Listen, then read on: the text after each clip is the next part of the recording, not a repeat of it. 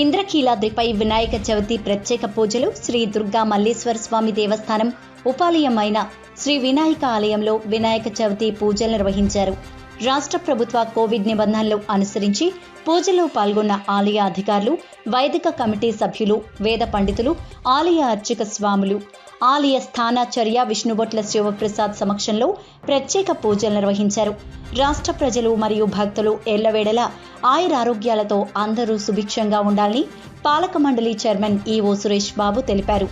విఘ్నేశ్వరుడి ఆశీస్సులతో భక్తులు అందరూ సుభిక్షంగా ఉండాలని, కరోనా కష్టం తొలగిపోయి సుఖ సంతోషాలు నిండాలని ఈ సందర్భంగా సంకల్పించారు.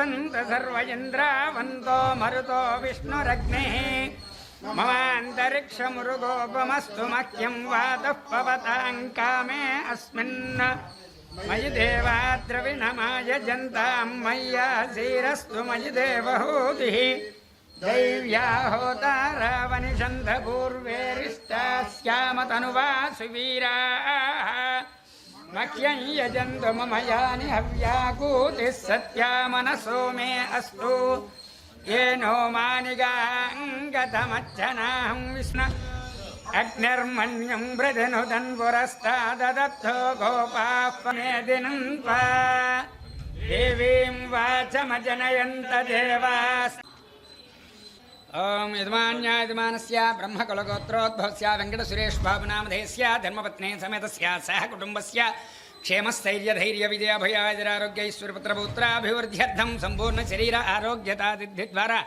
दुर्गामल्लेश्वरदेवस्थानेन परिपालना व्यवहारिषुधर्मप्रतिबन्धकनिवृत्तिद्वारा सर्वत्र स्वानुकूल्यतादिद्ध्यर्थम् अखण्डलक्ष्मीप्रसाददिद्ध्यर्थं नागेन्द्रगोत्रोद्भवस्य सोमिनारायणनामधेयस्य धर्मपत्नी समेतस्य सह कुटुम्बस्य क्षेमस्थैर्यधैर्यविजयभयाजरारोग्यैश्वर्यपुत्रपौत्राभिवृद्ध्यर्थं दुर्गामल्लेश्वरदेवस्थानेन अनुग्रहप्रसादसिद्ध्यर्थं सर्वशे प्रयुक्तत्रयान्निकदीक्षापूर्वक श्रीवरसिद्धिविनायक व्रताख्यं कर्म करिष्ये तदङ्गनिर्विघ्नपरिसमाप्त्यर्थं महागणपतिपूजां च करिष्ये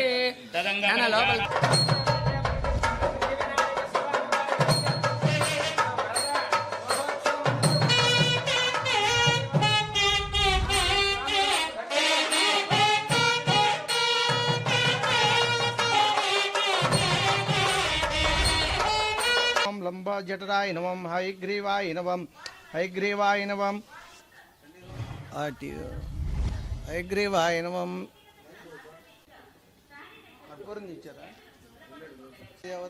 భార్యలు ఇదో వెలుగొందు ఉండాలి కాబట్టి శమంతకుడు తన యొక్క కూతుర్ను కూడాను ఆయనకి ఇచ్చేసేసి వివాహం జరిపించాట. ఈ విధంగా ఈ శమంతకోపాఖ్యానం వింటే చాలు ఈ సవితి చంద్రుడి యొక్క దోషాలన్నీ కూడాను పోతాయి అని చెప్పి మనకి ఈ వినాయక చవితి యొక్క వ్రత కథలో వివరించడం జరిగింది. కాబట్టి అందరూ కూడాను ఈ కథాశ్రవణాన్ని విని అక్షతలు శిరస్సు మీద స్వామివారికి పూజ చేసినటువంటి అక్షతలతో కలిపి అక్షతలు కనుక కథా అక్షతలను కనుక శిరస్సును ధరిస్తే సర్వ దోషాలన్నీ కూడాను పోయి సర్వత్రా కూడాను విజయం సిద్ధిస్తుంది అని చెప్పి మనకి ఈ గణేష్ పురాణంలో విశేషంగా చెప్పడం జరిగింది. స్వస్తి ప్రజాభ్య పరిపాలయంతా న్యాయేన మార్గేణ మహీమహీషాః గోబ్రాహ్మణేభ్యః శుభమస్తు నిత్యం లోకాః సమస్తాః సుఖినో భవంతు.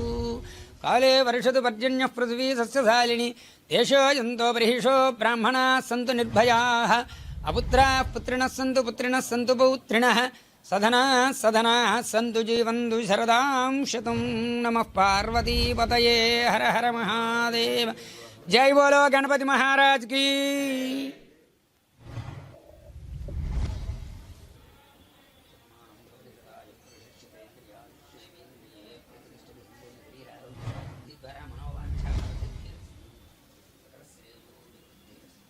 धेनुर्वागस्मानुपसुष्टुतयितु अयं मुहूर्तः सुमुहूर्तोऽस्तु. सुमुहूर्तकाले सूर्यादीनां नवानां ग्रहाणाम् आनुकूल्यता फलसिद्धिरस्तु. ఈరోజు భాద్రపద శుద్ధ చతుర్థి సకల విఘ్నములను తొలగించేటటువంటి ఆ విఘ్న వినాయకుడి యొక్క జన్మదినంగా చెప్పబడేటటువంటి రోజు. ఈరోజు గనక గణపతిని దూర్వార యుగ్మంతో సహా అర్చించి ఆరాధిస్తే సకల దోషములన్నీ పోయి సకల కార్యసిద్ధి కలుగుతుంది అని చెప్పి మనకి స్కాంద పురాణంలో విశేషంగా చెప్పడం జరుగుతున్నది. అటువంటి ఈ వినాయక వ్రత ఉత్సవాన్ని శ్రీ దుర్గామల్లేశ్వర స్వామి వార్ల దేవస్థానంలో త్రయాణిక దీక్షాపూర్వకంగా ఈ వరసిద్ధి వినాయక వ్రత ఉత్సవాన్ని నిర్వర్తించడం జరుగుతుంది. ఈ వరసిద్ధి వినాయక వ్రతంలో ముఖ్యంగా కథాశ్రవణం చాలా అత్యంత ప్రాముఖ్యత చెందింది. ఈ కథాశ్రవణం చేసి మనం ఆ వ్రతం చేసినటువంటి అక్షతల్ని కనుక శిరస్సున ధరిస్తే దాంట్లో ఉన్నటువంటి యొక్క సర్వ దోషాలన్నీ కూడాను పోయి సకల శుభాలు కలుగుతాయి అని చెప్పి మనకి కల్పోక్తకారుడు తెలియచేయటం జరుగుతున్నది.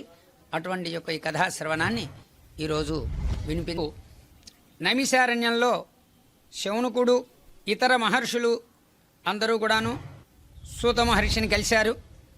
వారందరూ కూడాను సత్సంగ కాలక్షేపం కోసం కూర్చుని చేస్తుండగా ఆయన శౌనకుడు ఇతరులకి వినాయకుడి యొక్క పుట్టుక, చంద్రుణ్ణి ఆ రోజు కనుక చంద్రుణ్ణి దర్శిస్తే, చవితి నాడు కనుక చంద్రుణ్ణి దర్శిస్తే వచ్చేటటువంటి దోషములు, దాని యొక్క నివారణ గురించి సూత మహాముని శౌనకుడుకు ఇతర మహామునులు అందరికీ కూడాను చెప్పడం జరుగుతున్నది.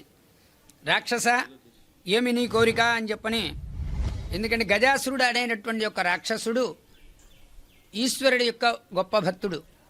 ఈశ్వరుని గురించి గొప్ప తపస్సు చేస్తే ఈశ్వరుడు ప్రత్యక్షమై ఏం కావాలని అడిగితే ఆ ఈశ్వరుణ్ణి నువ్వు నా ఉదరముందు గనక నివసిస్తే నా జన్మ చరితార్థమవుతుంది, అందువల్ల నువ్వు నా హృదయముందు నివసించవలసిందిగా గజాసురుడు ఈశ్వరుని కోరాడు. అంత ఆ గజాసురుడు కడుపులో ఈశ్వరుడు లింగ రూపంలో ఆయన వెళ్ళి ప్రవేశించేసేసాడు.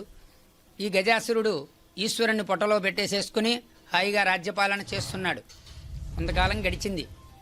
ఈ మహానుభావుడి భోలాశంకరుడు ఎక్కడా కనపడకపోయేటప్పటికే ఆ పార్వతీ అమ్మవారు చాలా దుఃఖించి, ఇదేమిటి ఈయన ఎక్కడికి వెళ్ళారు, ఈ పరమేశ్వరుడు ఎవరికి వరం ఇచ్చి ఏ ఆపదల్లో చిక్కుకున్నాడు అని చెప్పని ఆలోచించి ఆమెడ బ్రహ్మాది దేవతల దగ్గరికి వెళ్ళి, అయ్యా నా భర్త ఈ భోలాశంకరుడైనటువంటి స్వామి ఎవరికి ఏం వరం ఇచ్చి ఎక్కడ ఇరుక్కున్నాడో తెలియట్లేదు, అందువల్ల నా శంకరుణ్ణి నాకు అనుగ్రహించేలాగా మీరు చేసి పెట్టండి అని చెప్పి బ్రహ్మాది దేవతల్ని ఆ పార్వతీదేవి అర్థించిందిట.